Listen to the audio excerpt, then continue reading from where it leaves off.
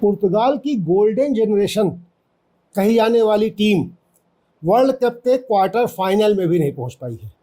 पुर्तगाल Spain से हार के वर्ल्ड कप से बाहर हो गया। अगर ये कहा जाए कि इस हार का या पुर्तगाल की इस बर्बादी का सबसे बड़ा जिम्मेदार कौन है, तो इसका जवाब होगा Roberto Martinez. Roberto Martinez manager हैं पुर्तगाल के, हैं क्या थे, इस हार के बाद उन्होंने इस्तीफा दे दिया है, जो कि उन्हें देना ही पड़ता। रॉबर्टो मार्टिनेज वो अजूबा हैं जिन्होंने पुर्तगाल की गोल्डन जनरेशन को बर्बाद किया। इससे पहले बेल्जियम की गोल्डन जनरेशन को बर्बाद किया था। गोल्डन जनरेशन तब कहते हैं किसी टीम को जबकि वो एक साथ कई बहुत अच्छे प्लेयर उभर आते हैं। ऐसा लगता है कि हर पोजीशन पे इतने स्ट्रॉन्ग प्लेयर्स हैं, तो इस गोल्डन जनरेशन को तो बड़ी सफलताएं हासिल करनी चाहिए। तो पुर्तगाल की ये गोल्डन जनरेशन कही जा रही थी, उसका कारण ये था कि उनके पास हर पोजीशन पे बहुत बड़े प्लेयर्स हैं, बड़े क्लब से खेलने वाले प्लेयर्स हैं, सब सुपर स्टार्स हैं।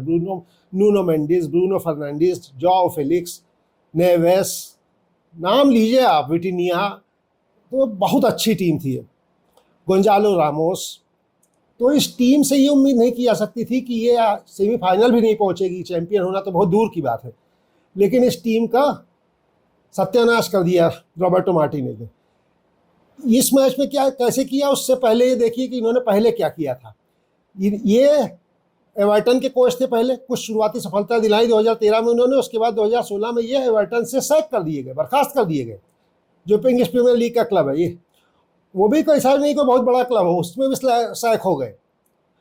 लेकिन वहाँ से 2016 में सैक होने के बाद इनको बेल्जियम का कोच कैसे बना दिया गया, यही एक रहस्य है। बेल्जियम की टीम वो इतनी अच्छी थी जो उस समय जनरेशन निकली थी। आप सोचिए इस समय भी जो बेल्जियम परफॉर्म कर रही है वो उसी जनरेशन के बच्चे खुचे अवशेष हैं।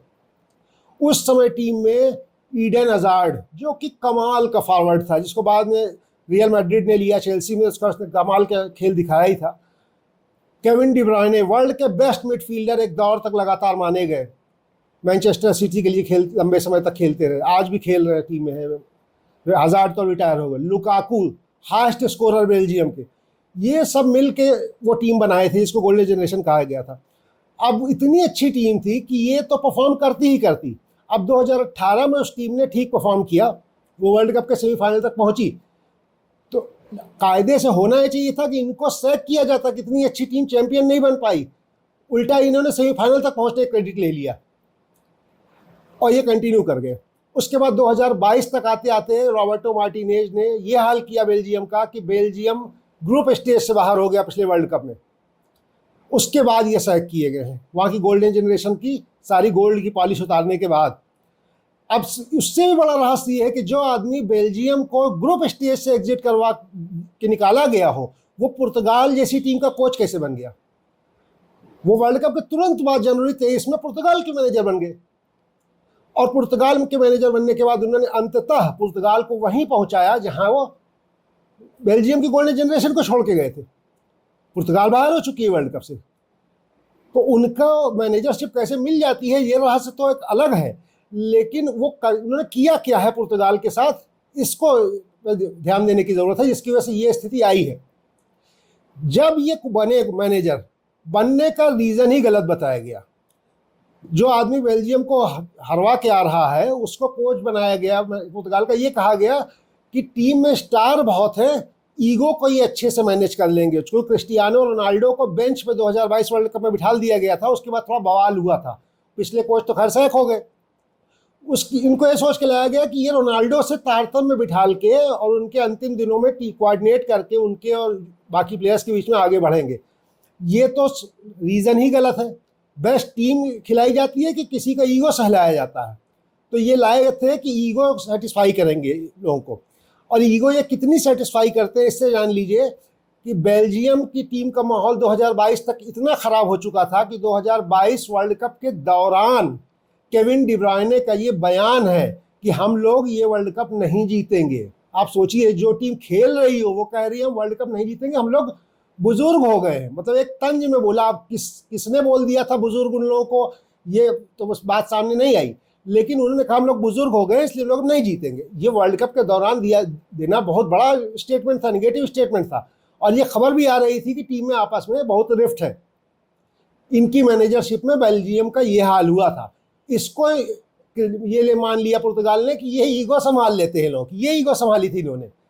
उसके बाद पुर्तगाल को लेके ये मैनेजर बने और पुर्तगाल में इन्होंने आते ही पहला काम ये किया कि ये सऊदी अरेबिया गए जहाँ रोनाल्डो खेल रहे थे और उनके साथ बैठ के इन्होंने मीटिंग की, तारतम्य बिठाला, आगे की प्लानिंग की। अब देखने में बड़ा अच्छा लग सकता है कि वो एक सीनियर प्लेयर की रिस्पेक्ट की, उसको अपनी प्लान ऑफ थिंग्स में शामिल किया और उस हिसाब से आगे की प्लान बनाई। लेकिन इसका दूसरा पहलू ये है कि आपने पहले ही मैसेज दे दिया पूरी टीम को, सारे लोगों को, कि आपको रोनाल्डो के हिसाब से चलना है। रोनाल्डो जो कि अपनी ढलान पे है और रोनाल्डो मैसी नहीं है, वो टीम को उस ढंग से लेके साथ लेके सबको नहीं चलते, वो सिर्फ सेंटर्ड है।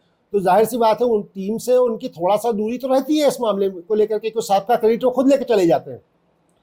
इसके बहुत सारे एग्जाम्पल है, खाली एक तो आपको इसी वर्ल्ड कप का मैं एग्जाम्पल दूंगा कि उज्बेकिस्तान वाले मैच में जब फ्री किक मिली तो आमतौर पर फ्री किक रोनाल्डो को दे दी जाती है, तो जन्म सिद्ध अधिकार है पेनाल्टी, और जो फ्री किक आएगी तो रोनाल्डो ही लेंगे। तो वहाँ पे ऐसी पोजीशन से थी कि वहाँ से नूनो मेंडिस भी एक्सपर्ट है लेने के, तो दोनों लोग खड़े हुए और नूनो मेंडिस ने फ्री किक ली और वो गोल हो गया। वो बहुत अच्छी फ्री किक ली। इतनी अच्छी फ्री किक लेने के बाद रोनाल्डो का एक्सप्रेशन था दर्शकों की ओर जाके कि मेरा दिमाग था। मतलब अब आप उस आदमी ने इतनी अच्छी फ्री किक ली है, उसका क्रेडिट खा रहे हैं। 2022 वर्ल्ड कप में ब्रूनो फर्नांडिस का एक गोल था जिसको गोल ब्रूनो फर्नांडिस को ही दिया गया, उसने दूर से शॉट मारा था, सारा क्रेडिट उसका था। बीच में रोनाल्डो ने जंप किया था। इनका एक क्लेम था कि वो बॉल जाने से पहले हमारे कहीं सिर के किसी बाल से टच करके गई है, तो हम लास्ट में मैंने टच किया है, मुझे मिले। आप बताइए, इतना सीनियर प्लेयर, लेजेंड जो कहा जाता है, गोल के लिए अपने साथी खिलाड़ियों का गोल स्नैच करने की कोशिश कर रहा है, टीम रेस्पेक्ट करेगी उसकी। बिहार अलग चीज़ है, जो बाकी रिकॉर्ड्स है, इतने गोल मार दिए, क्या कर दिए, व्यवहार भी तो आप देखिए क्या है।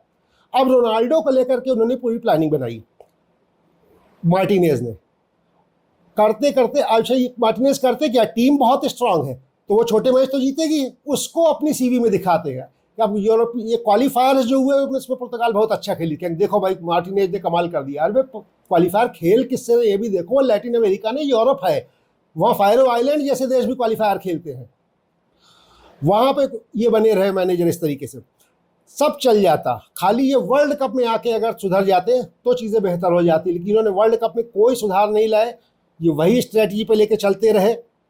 इन्होंने बॉक्स में फिक्स कर दिया कि रोनाल्डो आगे खड़े रहेंगे, दोनों तरफ से विंग्स से क्रॉस आएंगे, वो गोल ट्राई करेंगे, यही इनकी स्ट्रेटजी थी। पूरे वर्ल्ड कप में यही किया। 41 साल के रोनाल्डो हैं, पॉसिबल नहीं है कि वो जवानी वाला खेल दिखा देंगे। ये स्ट्रेटजी अनसक्सेसफुल हुई। बीच से कभी सेंटर से अटैक ही नहीं हुआ, सेंटर से कभी भी पेनिट्रेट ही नहीं हुई ये पोजीशन की टीम, क्योंकि सेंटर खाली ही नहीं था। सेंटर पे तो आगे रोनाल्डो खड़े हुए थे, वेट कर रहे हैं कि विंग्स हमको पास देंगी, और विंग्स से ही अटैक होते रहे पूरे टाइम। हर मैच में यही हुआ, स्पेन के खिलाफ मैच में भी यही हुआ। दूसरी बात आप सोचिए कि क्रोएशिया के खिलाफ जब रोनाल्डो को रिप्लेस किया गया, गोंजालो रामोस आए और उस बंदे ने लास्ट टाइम में गोल मारा, गोंजालो रामोस ने, और क्रोएशिया की हार का कारण ये वही बना। आप कल्पना कीजिए, जो गोंजालो रामोस पिछले मैच में लास्ट में आके गोल मारे बैठा हुआ हो, उसको स्पेन के खिलाफ मैच हार गए, उतारे नहीं। मतलब क्रोएशिया के खिलाफ तो उसको लास्ट में उतार दिए थे, स्पेन के खिलाफ उसको मौका ही नहीं दिए जिसने मैच जिताया था और लास्ट में गोल मारा था। 90 मिनट रोनाल्डो को खिलाते रहे, रोनाल्डो ने कुछ नहीं किया इस मैच में।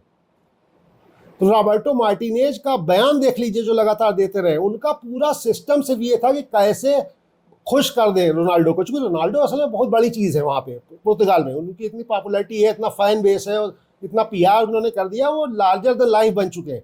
लेकिन सवाल इस बात का है कि मैनेजर की कुछ धर्म है, कुछ पद का कोई कर्तव्य है। मैनेजर का ये काम नहीं था कि अपने सुपरस्टार को कुछ ईगो सेटिस्फाई करें, मैनेजर का काम था पुर्तगाल को जिताएं, वो उसके लिए उन्हें पे किया गया था। लेकिन उस व्यक्ति ने अपने काम से न्याय नहीं किया, या आप ये कह सकते हैं कि पुर्तगाल बोर्ड ने गलत मैसेज शुरू में दे दिया था कि रोनाल्डो को साथ लेके चलना है, इसीलिए आपको मैनेजर बनाया जा रहा है।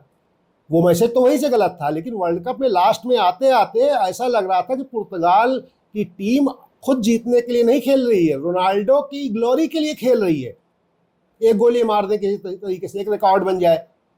तो आप इस एटीट्यूड से वर्ल्ड कप नहीं जीत सकते। पूरे वर्ल्ड कप में देख लिया, सिर्फ उज्बेकिस्तान के खिलाफ रोनाल्डो ने अच्छा खेला है। उज्बेकिस्तान सबसे कमजोर टीम थी इस वर्ल्ड कप की, उसके खिलाफ उन्होंने गोल मार दिया, दर्शकों में जागोल आई एम बैक। और जैसे ही नॉकआउट में मजबूत टीम मिली, बैक टू पुर्तगाल। तो ये सारी चीज़ें बहुत ऐसी रही हैं कि रॉबर्टो मार्टिनेज को इस गोल्डन जनरेशन को बर्बाद करने के लिए जिम्मेदार ठहराया जाएगा। वो भले आज सैक हो गए हैं, लेकिन वो ही असली विलन है इस पुर्तगाल टीम के।